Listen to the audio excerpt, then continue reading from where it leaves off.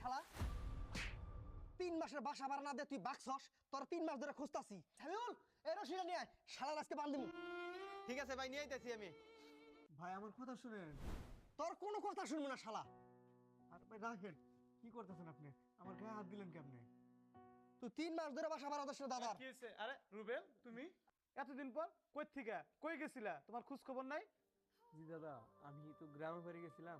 ওই দিন তো আপনাকে বলে দিতে পারি নাই, আমার আম্মা খুব সিরিয়াস অসুস্থ ছিল। এমনকি আমার আম্মার পৃথিবীতে নাই। ভেরি সেড, খুবই দুঃখজনক। জি দাদা, এই যে আপনি 3 মাসের রুম ভাড়াটা নেন দাদা। এই তুমি কি এই টাকা দেওয়ার জন্য আসছো নাকি?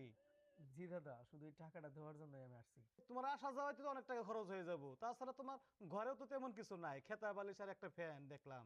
আসলে কি দাদা, খেতা বালিশটা তো বড় বিষয় নয়। আপনার বাসায় যতদিন আমি ভাড়া ছিলাম, আপনার ছোট ভাইয়ের মতো আমাকে স্নেহ করছেন, ভালোবাসা দিয়েছেন।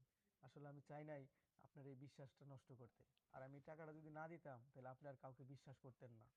তুমি ঠিকই বলছো রুবেল, তোমাকে নিয়ে আমি অনেক নেগেটিভই ভাবছি। এই টাকাটা দিয়া মানুষের যে বিশ্বাসের জায়গাটা, এটা কিন্তু তুমি ভারী করে ফেলছো। যাই হোক, এখন তুমি কোথায় যাবা? ভাবতেছি দাদা, রাতের গাড়িতে বাড়ি চলে যাবো। খবরদার রুবেল, এই কথা কখনো বলবা না। ছোট ভাইয়ের মতো ছিলা, ছোট ভাইয়ের মতো এখানে 2 দিন থাকবা, খাবা, তোমাকে আমি নিজে নিয়ে গাড়িতে তুলে দেবো, ঠিক আছে? আর এই টাকাটা রাখো।